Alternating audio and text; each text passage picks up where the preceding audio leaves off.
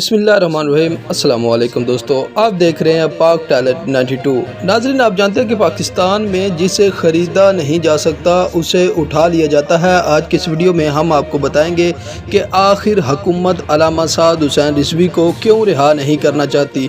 تو مزید آگے بڑھنے سے پہلے چینل کو سبسکرائب کریں، ویڈیو کو لائک کریں اور اس ویڈیو کو زیادہ سے زیادہ شیئر کریں تاکہ تحریک لبیک پاکستان کا پیغام پوری دنیا میں پھیل سکے۔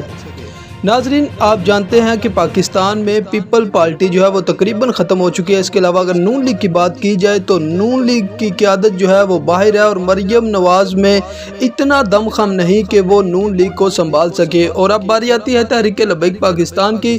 تحریک لبیک پاکستان کی مقبولیت دن بدن زیادہ ہوتی جا رہی ہے، کیونکہ ایک ایسی واحد جماعت ہے جس پر لوگ اعتبار کر سکتے ہیں، جو اسلام کے نام پر بنی ہے اور ان کا نعرہ بھی لبیک یا رسول اللہ ہے۔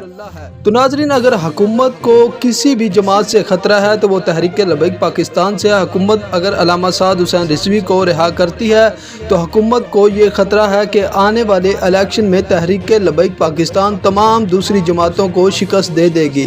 سب سے بڑا خطرہ عمران خان کو تحریک لبیک پاکستان کے سربراہ علامہ سعد حسین رضوی سے ہے۔ ابھی آپ کو یہ بھی بتائیں گے کہ کل علامہ سعد حسین رضوی کو عدالت میں پیش کیا جائے گا۔ اگر ان کو عدالت میں پیش نہ بھی کیا گیا تو کل ان کے کیس کی سماعت ہے۔ جیسے ہی سماعت کی اپڈیٹ آئے گی آپ کے ساتھ وہ بھی فوراً شیئر کر دی جائے گی۔